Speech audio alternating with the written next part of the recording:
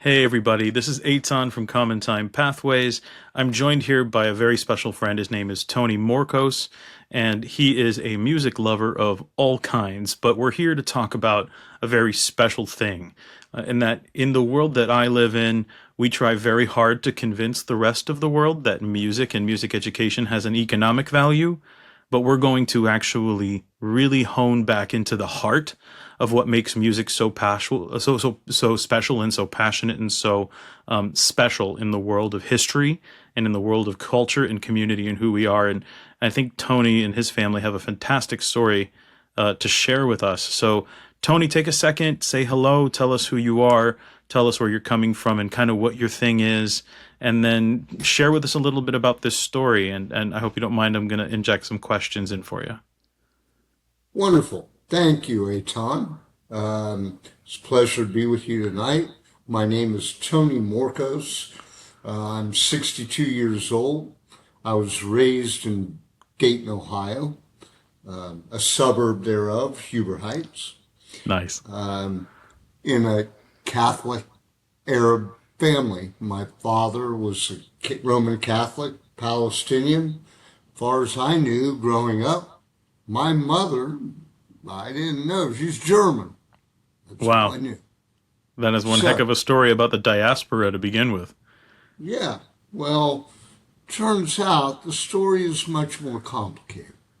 Huh. And I'd say for me, it started when I was about 7 years old. We moved to a new house from inner city Dayton to Huber Heights. And my mother would, we always had music on, always had classical music on. We had Lawrence Welk on television, and Cool. music was part of it, but there were no instruments in the house, no piano, Well, no that's interesting. nothing. And, well, my mother would say, Tony, go get me the stamps. And the stamps were in a closet in a room in our house. So I'd open up this closet, and up at the top shelf was a violin case. I knew it was a violin case. I'd seen them on TV and always Huh. wondered about it, but I Why was never she really. was hiding a violin case from you? Yeah, well, turns out it was a much deeper story than that. It turns out my mother escaped Munich as German Jew 1 month before Holocaust. Wow. I'm sorry, one more month before Kristallnacht. Yeah, So September she, 1939. Yeah. It was November, August, so it was oh, that's right. in That's right. November of 38. Okay, cool. So my mother was 14 years old. On her 14th birthday, they got out of Munich, nick of time, her and her mother. Hmm. They went to Jerusalem. Her parents were divorced. The father sponsored them both to come to Jerusalem. The Hmm. father had a shop on Ben Yehuda Strasse Get out of in here. Jerusalem. He hated my grandmother, but he got them both over, saved their lives. Not a nice fellow, but he saved their lives. So, Wow. turns out my grandmother was born in 1900. She's a Munich Conservatory educated classical pianist. Wow. Piano is her whole life. She was a musician through and through. And back Turns then, out women weren't she, getting college degrees almost anywhere in the world, so that's pretty yeah, spectacular. yeah, and this conservatory degree, I have a copy of it. And Wow. she was a wonderful pianist. She was given a Blüthner, a beautiful Blüthner, 6'3" baby grand piano for perhaps her 10th birthday in Wow. 1910. That was her piano, that was her instrument, that was her voice. That Blüthner was in Munich from 1910 till 1938. In Yeah. 1938, they had to get out of Munich as fast as they could. How do you They take a could piano not, quickly? that you can't. So they had in their apartment building, they had a man named Mr. Rothschild. like the banking family. Yeah, Rothschilds, common yeah. name. Yeah. And he agreed. He emigrated a month or two later, and he got lucky. He got out maybe a few weeks later. In exchange for everything in their apartment, which they couldn't take with them, all the furniture, all the silverware, all the art, everything there, he agreed to move the piano. So get it to Jerusalem. So Wow. piano, beautiful Blüthner gets to Jerusalem. And Oh my Blüthner is a very important brand I want to bring up that Yeah. was played by Rachmaninoff. Okay. Was played by Tchaikovsky. The Steinway And of the for- day. Yeah, well, and it was played by Wagner too, unfortunately, but he was a great pianist Holy you know, moly. not known as pianist, known as composer. But anyway, some sidetracked here. We've got a piano that's gone from Munich to Jerusalem. Which, for everyone who's listening, that is a difficult journey right now. 100 years ago, unbelievably complicated. Yeah. Wow. Not easy on a boat somehow. Well, Oh my God. so my grandmother taught piano in Jerusalem in the Jewish quarter from 1938 until they emigrated in 1954. Can I So ask a really? 16 I'm so sorry. This is just a personally very interesting question. What was anyone like? So your grandmother was teaching piano in the 1930s, 40s, and early 50s in Jerusalem. Was your mother born there in Jerusalem? Oh no, my mother emigrated at age 14 with Oh, she was already 14. her mother, so she was Okay. already 14. But Because I got to tell you, Just like- the reason I'm asking is because my mother was born in the Jewish quarter of Jerusalem in 1945. so She may have taken was piano born- lessons from your mother. She from my grandmother. Your grandmother, yes. From my grandmother. Oh my And goodness. she's contemporary of my late sister, who was born in the Christian quarter in 1947. Okay, so so my sister your passed away. your sister, you know, rest her soul, may her memory be a blessing. She was 2 years younger than my mother, and they were born probably less than a half a mile from each other. Exactly. That's fascinating. Exactly. That's fascinating. Yeah, anyway, I'm sorry. So No, they it's emigrated in 1954. Yeah, so she taught at piano in Jerusalem, emigrated to New York City, Queens, lived in Jackson Heights and Astoria, and Oh yeah. taught piano there from 1954 until 1986. So at age 86, my uncle moved my grandparents, now my grandmother's remarried in Jerusalem, to a saintly, wonderful man, wonderful human being, Emil. Oh, I have this picture right there, Samuel. He spoke 8 languages, a Wow. gentle, loving creature. And both my grandmother was too. They were very gentle. And there's no... Anyway, so my grandmother teaches in New York City. They got to move. My uncle calls me Avi Noam Zerkowitz. Hey, Tony, take the piano. I said, Avi, I live in a 500 square foot apartment in Redondo Beach, Oh my God. California.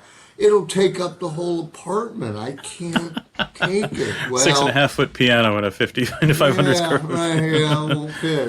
I don't think it would have gotten up the steps. We couldn't have gotten Right. it in there. Man. Oh my Anyway, goodness. he sold it. 1986. Well, let me stop there. Tell you the other side of the story. Okay. So there's 2 sisters. We got my grandmother, who plays piano, born 1900. Mm-hmm. We've got her sister, Oh, Natasha. that's the Natalia. violin in her hand. Natasha. You said about that violin Sure. case. I was wondering when that was coming back.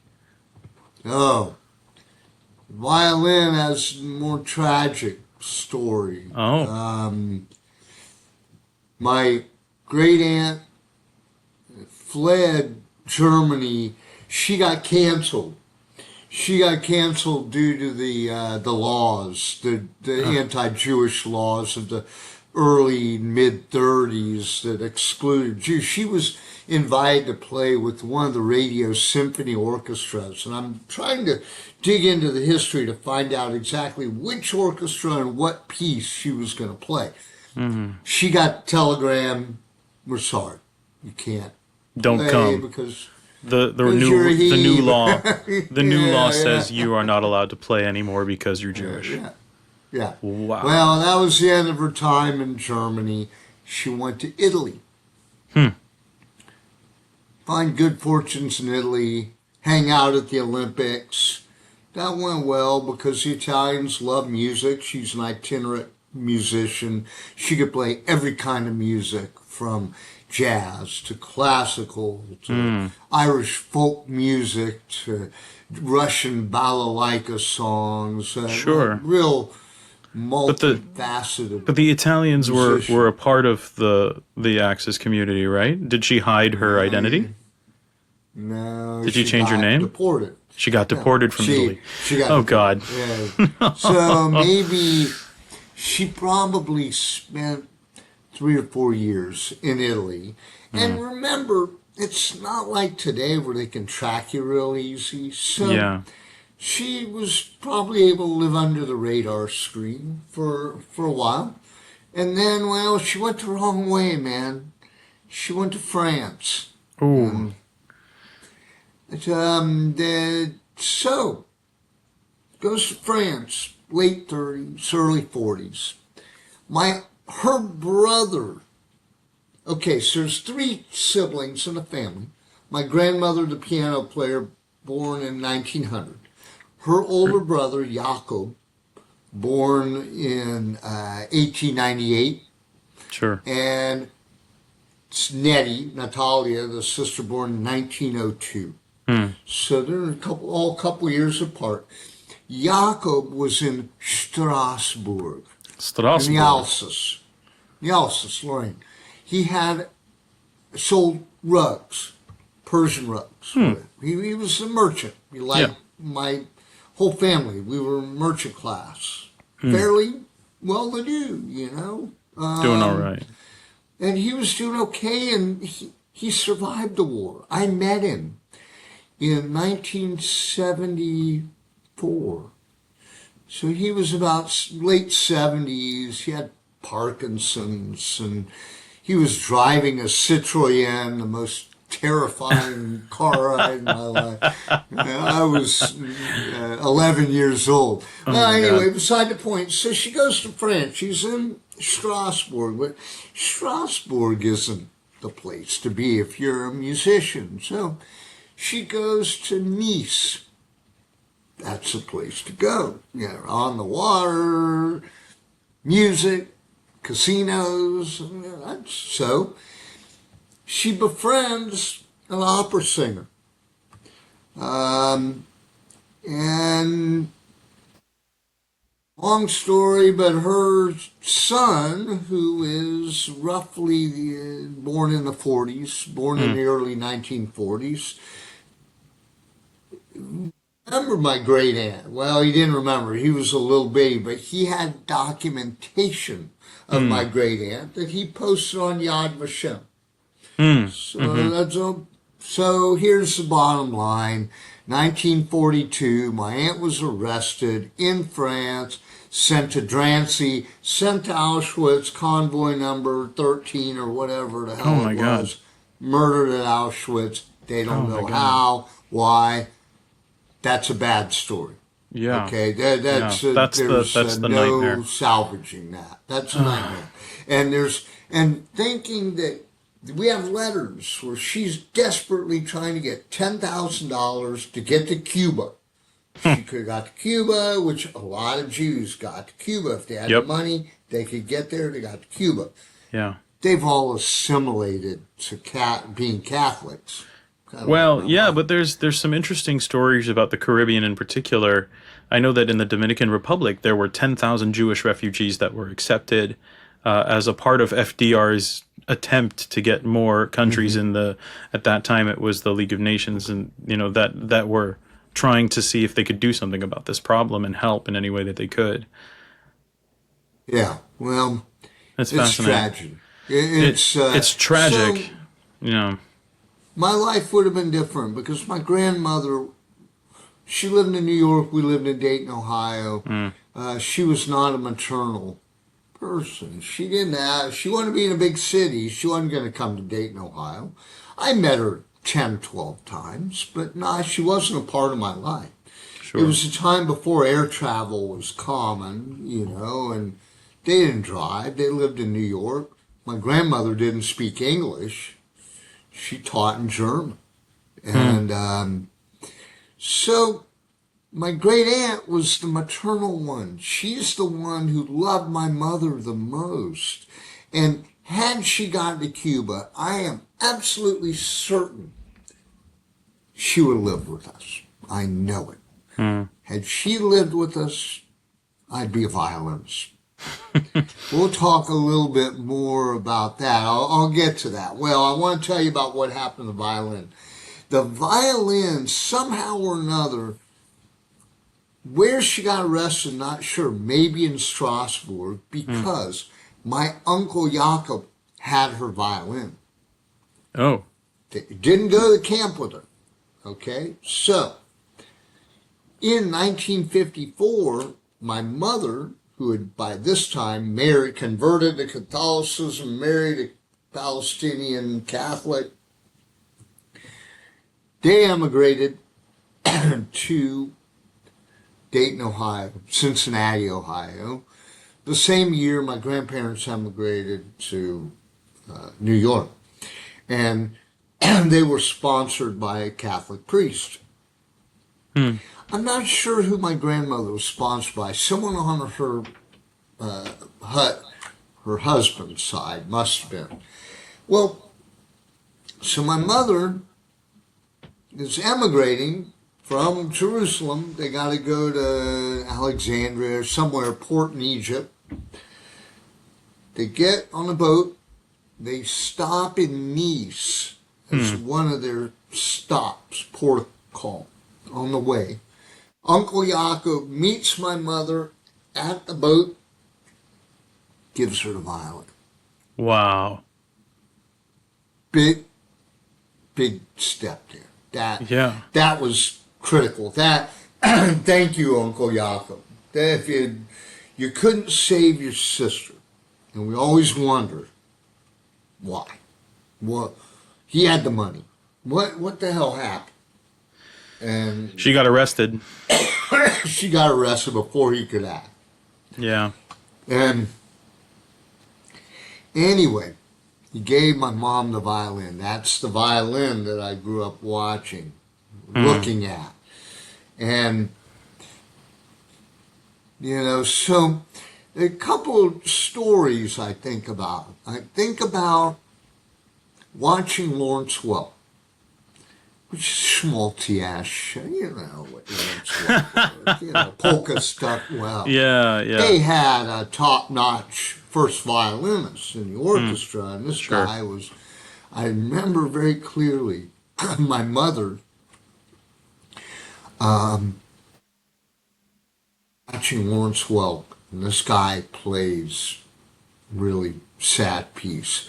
My mother lost it. She cried. She cried. I sort of, wow, Mom. Yeah, it was beautiful, but I never really figured out. I couldn't understand it. The other thing I remember watching Ed Sullivan and watching Doug Kershaw. You know who Doug Kershaw is? Cajun fiddler. Mm. And he's a sloppy, he plays the violin down at his hip and watch him. I remember my mother losing her cool, saying, what is he doing? He's desecrating the instrument. Oh I'll boy. always remember that. It was like two opposites. You've got Hmm. Lawrence Welk's violinist playing the most beautiful thing in the world, Doug Kershaw, which, some people like the Cajun fiddle, but boy, it really offended my mom. Hmm. So I grew up with this violin in the closet, and I didn't know what the hell it was. I knew it was a violin, but I didn't know where it came from, what it was. So the violin is still with you and in the family. What happened to the piano? Last I heard, you were supposed to get it in Los Angeles, and it got sold. So, well, it got sold. And, well, in 1991, 5 years after it got sold, I decided I was going to learn to play the violin. I played guitar. I played, I knew music. Hmm. I'm going to learn to play the violin. I had my mom. I said, Mom, by this time I knew the story. I knew Sure. what was going on and the full story. And I had my parents take the violin to the Dayton Baroque Violin Shop, which I don't think is in existence anymore. They repaired it. It didn't need much. So it was a wonderful violin. I started taking violin lessons at age 29. So I'm thinking, well, by golly, I got the violin. I need the piano. I need that piano. I'll have them both. And by then, I lived in a house. Had plenty of room for the piano. So, the piano, by good fortune, my cousin, it turns out, was at Juilliard at the time. Never heard of it. Yeah. And studying piano, getting her master's degree in piano, and was teaching to earn some money. And one of her students was a writer for the New York Times. Oh, okay. A wonderful fellow named Stuart Kellerman, who was a grammar expert. That was his forte. He wrote a grammar column. You could probably look him up. And so Stuart bought the piano in 1986. Well, figured, what the hell? I'll find Stuart. I found him. I called him. He was in Jersey. I think he was somewhere, near New York City. Sure. And, hey, Stuart, I'm Daniela's cousin, and I'm hoping, I'm asking to buy the piano back from you. Well, no, man. He didn't want to sell it. I don't Yeah. blame him. He said he and his wife played violin, he played piano. They had a sound. It was a beautiful sound. The Blüthner was not replaceable. I offered to buy him a Steinway. I said, brand new Steinway. No, I would have paid 20, 30 grand. Well, it didn't work out. You can't force him to sell it. No hard feelings. I gave him my number. Said, Stuart, change your mind. Let me know. That's 1995. Hmm. Fast forward 20 years. Jeez. 2015. I'm driving down the road, down Creedmoor Road in Raleigh. I get a phone call in my car. I pull over. It's my cousin. Says, Stuart wants to sell the piano. He Oh, found man. my cousin. He couldn't find me. I'd moved 5 times since then. He didn't know my name, whatever. He found my cousin, luckily. She contacted me. 2 days later, we had a deal. Sold me the piano for $5,000, which is a bargain. Unreal. Absolute bargain. Okay, now So the two are back. they're together. So When was the I last thought, time those two instruments were in the same room together? 1934. Oh my Let's God. just say 35 to make it an even, 80 years. Wow. So, my mother's still alive. My mother is 91 years old, totally lucid, totally together. Yeah. now I know what I need to do. She I was need to 11 years old the find, last time she saw those two instruments played together. and so I found by luck Jewish violinist, the right age, beautiful, in her, she's probably at the time in her mid 30s. This is 10 years ago. She had a cohort of Jewish woman who played the violin, and had them play concert for my mother in our house. Had to have 100 people there. It was packed. Had a wonderful showing from the Raleigh Jewish community. Oh my A goodness. lot of our friends. It was a really emotional time, and it was the best tribute we could have ever paid to my mother. It was heaven. That's amazing. And they performed in public not too long after that, right? Oh, unfortunately, 9 years later, Oh wow. and so Did your mother make it to 100? no, No, she couldn't see it then. Yeah. but she didn't see that one, but she saw. She got it in her house. No, that was good. And That was good. But you, somewhat public because Yeah. there were so many people there, and it was a tribute to Oma. That's what it was billed as, and everyone that came in, most of them had never met my mother, but she became their Oma, and it was So a we're beautiful thing. we have the clip here. We're going to show a clip. This is those two instruments being played together in Raleigh, North Carolina. What do you know? What year this was? This was 2024. It was Right. May 5th, 2024. okay. So just last year in May 2024, and this is the end of the performance here.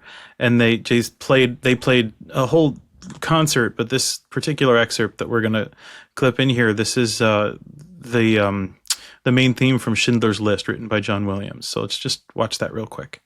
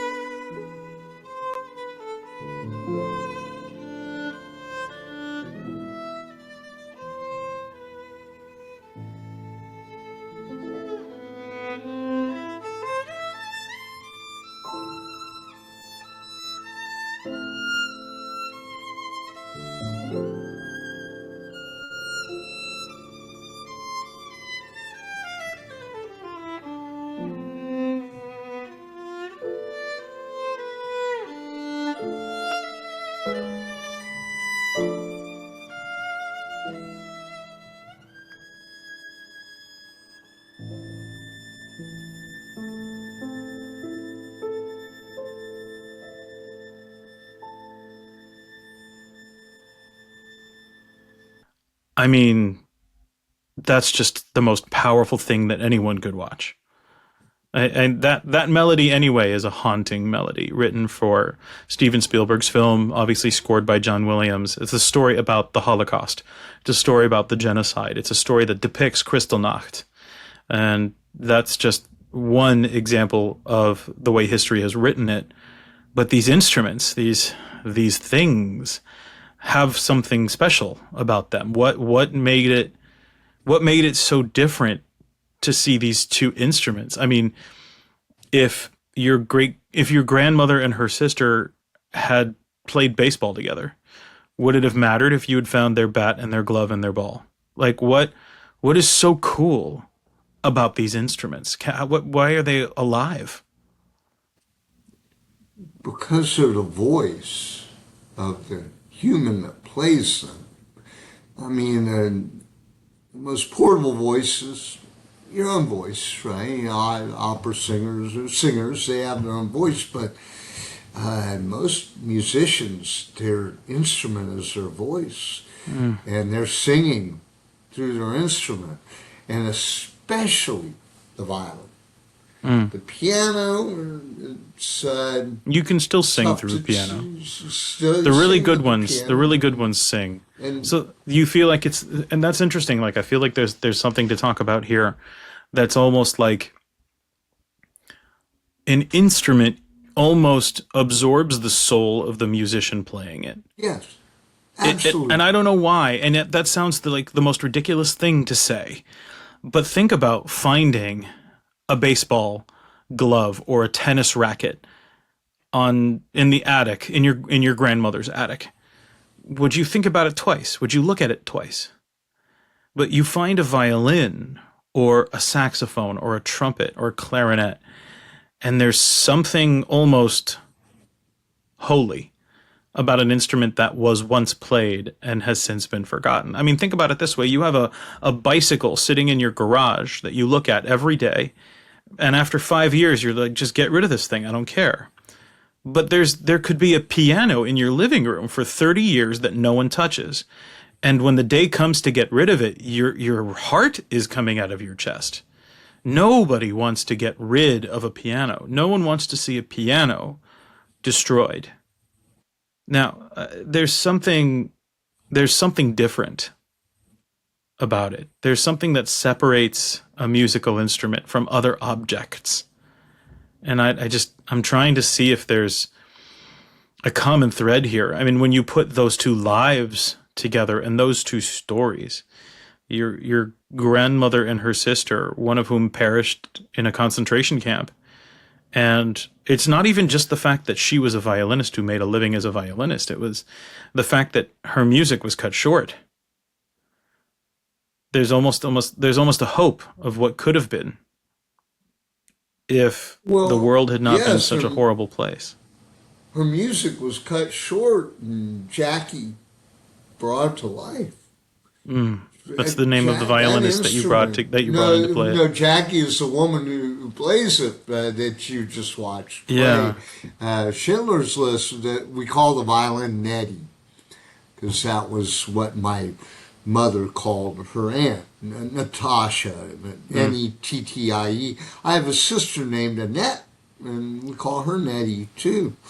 But, violins, they give names. But it has a soul, and I really feel that Jackie Walborski, the woman that kind of is my voice for Nettie, she feels it. I felt it. I took lessons on it. I played it for many years. I still play it occasionally, but after hearing her play it, but you feel it, especially in the D string, which is the second to lowest string. It just has a sad soul to it. And, baseball bat is an inanimate object.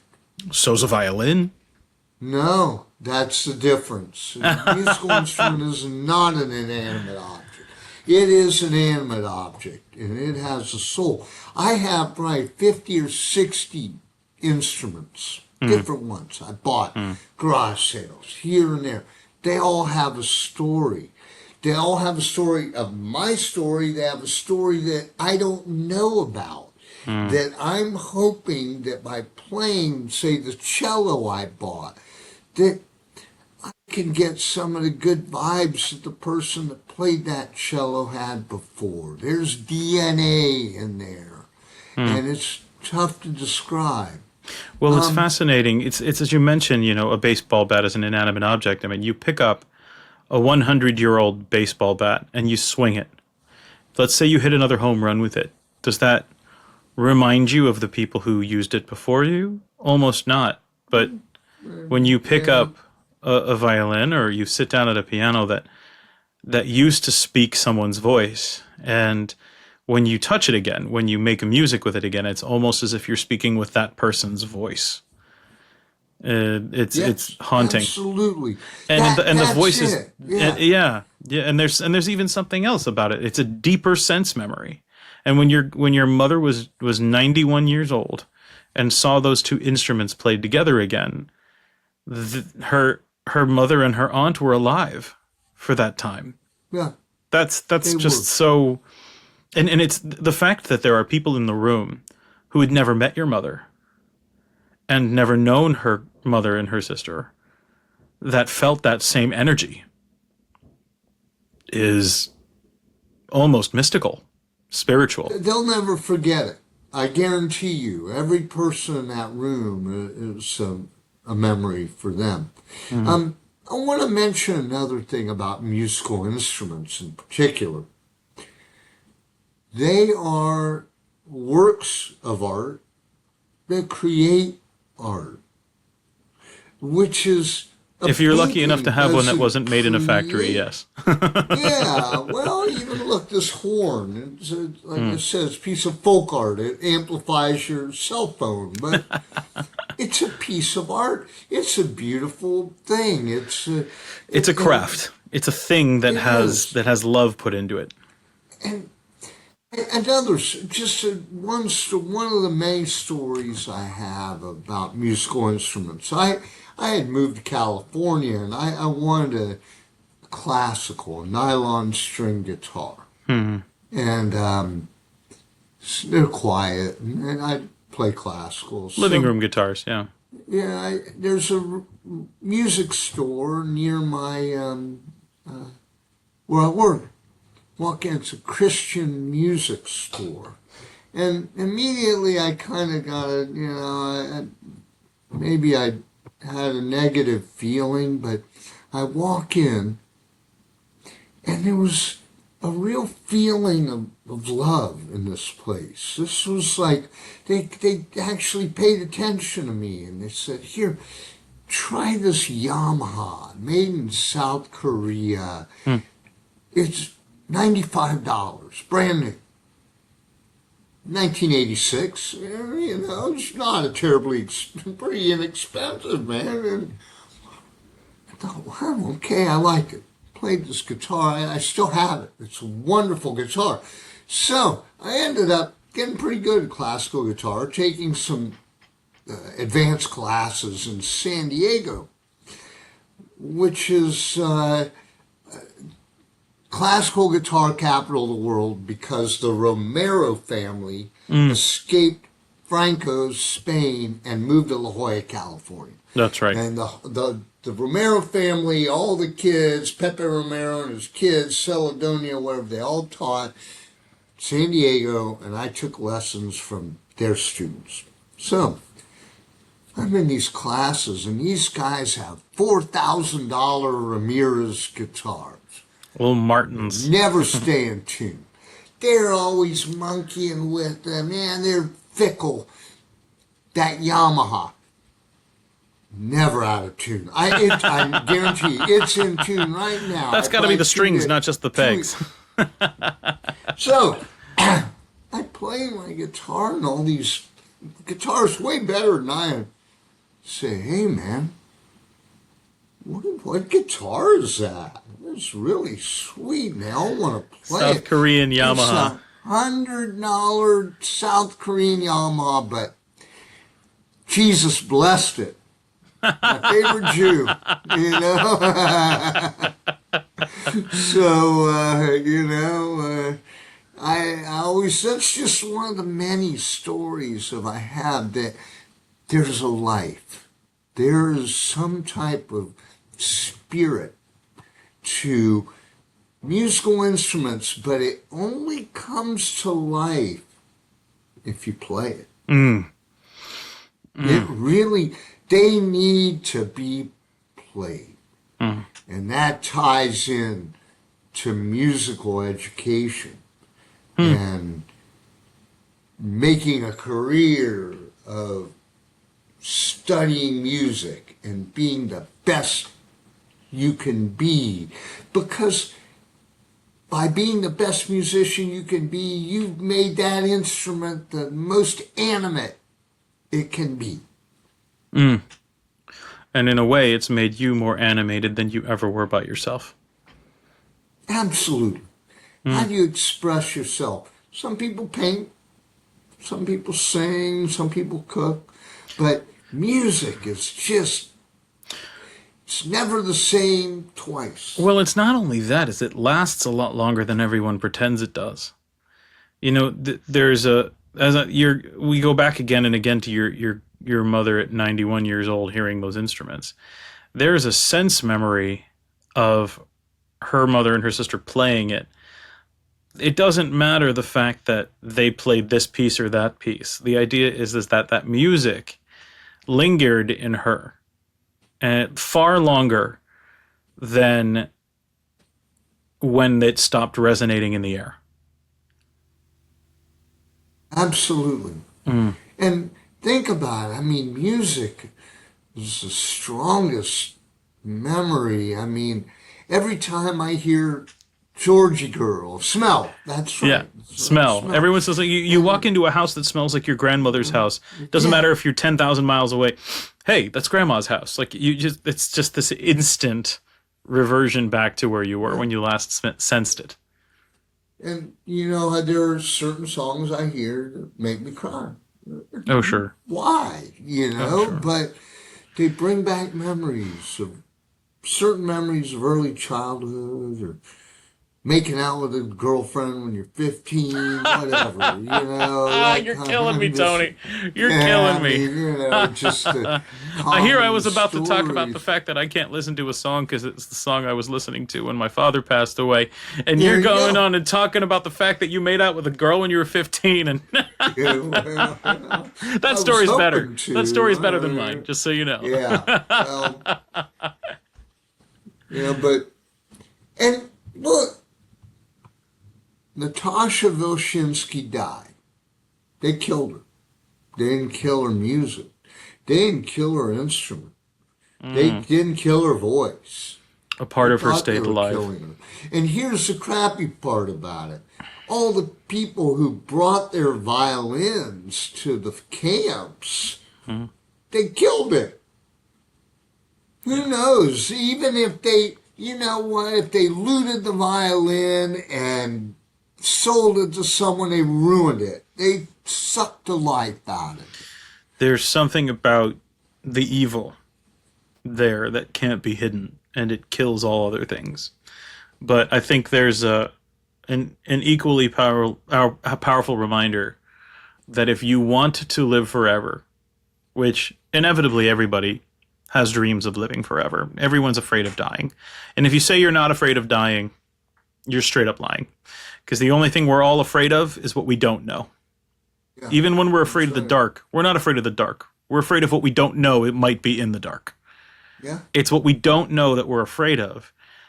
And death is the greatest mystery. We've heard it called the final mystery. But if you want to be immortal, a part of yourself needs to live when you die.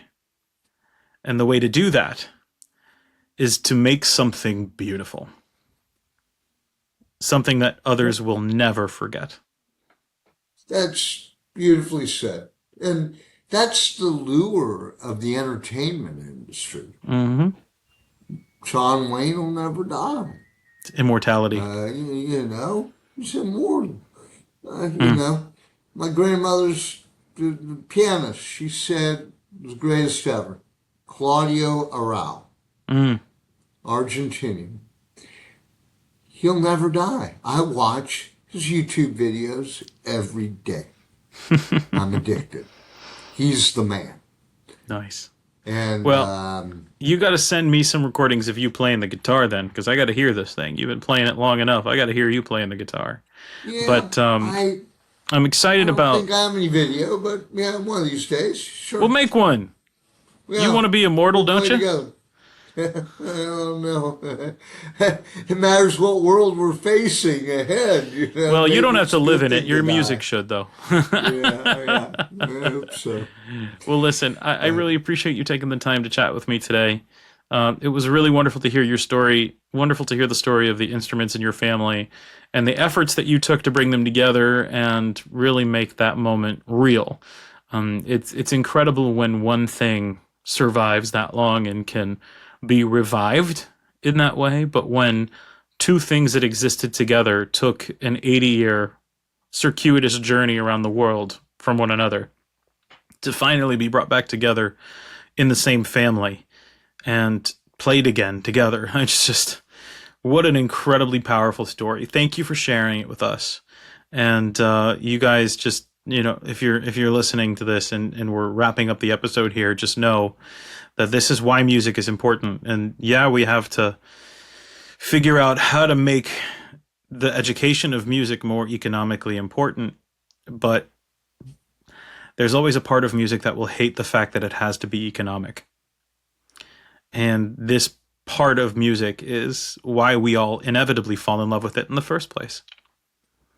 And so thank you, Tony, for sharing your story, for keeping us mindful of the spiritual, mystical, and beautiful nature of music. And I hope to talk to you again very soon. Yeah, hey, Tom, thank you very much. I really enjoyed my time with you. Thank you. Excellent. Well, talk to you soon. Thanks, Tony. Okay.